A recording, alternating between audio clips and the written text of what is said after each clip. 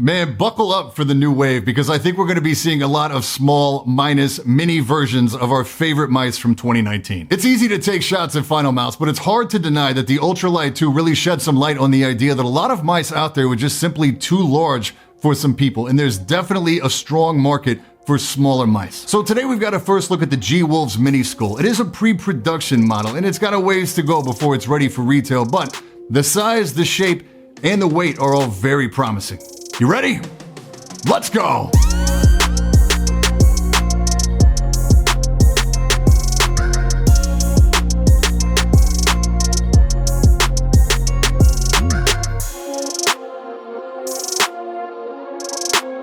Yo, I'm Brian P. You're watching Bad Seed Tech, and today we're taking a look at the Skull Mini Lightweight Ergo Gaming Mouse from G-Wolves. As I said, this is a pre-production sample that was sent out by the team at X-Ray Pad for feedback, and they greenlit a preview video. And because it is an early sample, there were no extras included in the tin, but I imagine it will get the full treatment when it comes to retail. So the Skull Mini measures approximately 117.5 millimeters long, 59 at the front flare, 62 at the rear, and 56 millimeter at the grip, with a height of just under 40 millimeters. And that height spec is interesting to me because it's the least amount of difference in the measurements from the original Skull, i.e. the Mini is only 2.3 millimeters shorter in height, but the mouse is a full 7 millimeters shorter in length. It's also interesting because I recognized it immediately in hand feel before I had to measure. I can claw grip this mouse totally comfortably, which is surprising to me with a hand measurement of 20.5 by 10.5 centimeters, thanks to Ergo bodies generally being wider than their ambi counterparts. So with a size reduction comes a weight reduction as well. I get about 45 grams on my scale, and we're able to weigh without any concern for cable weight here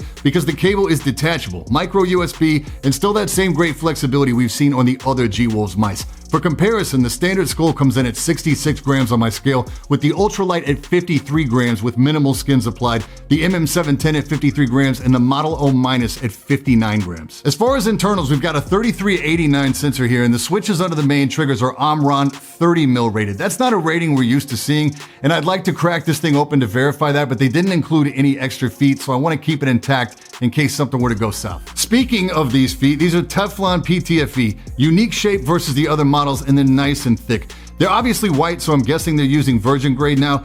Great glide and a solid upgrade from the stock glides on the existing models. You also see two switches with LEDs on the bottom of the mouse, and that LED light is visible through the top shell. They control polling rate and DPI, so it's not any meaningful or controllable RGB. No software is available at this time either, but the polling rate has 3 adjustments, so I'm going to assume it's 250, 500, and 1000. DPI has 4 steps enabled by default, and it feels like 4, 8, 16, and 3200, but I'm taking a guess. Now, the build quality. And again, it's a pre-release, but first and foremost, there is a loud and pronounced rattle and a significant amount of flex on the bottom panel. Unless you play in headphones, you're gonna hear this rattle the entire time you're playing, and the more aggressive you are with your flicks, the more pronounced it's gonna be. And I literally can't put my finger on what's causing it because even if I brace the scroll wheel, you can still hear it.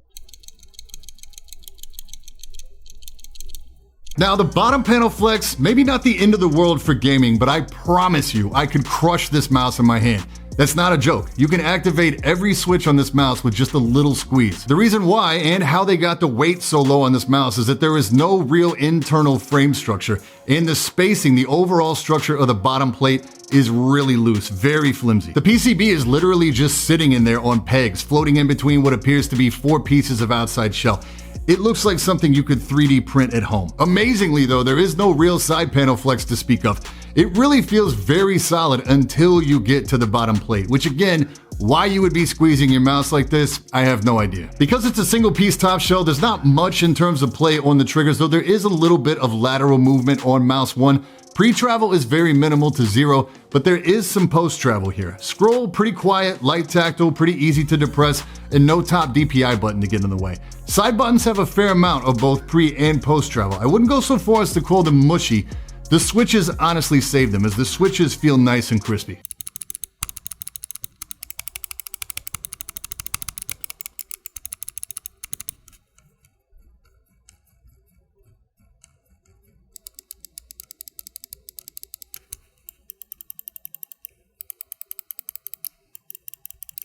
My big issues with the side buttons here are the size and positioning. They are super small, and I have to hunt for them when I'm playing. It's never good. But Brian, the side buttons on the Viper are also very tiny, and you didn't have anything negative to say about those.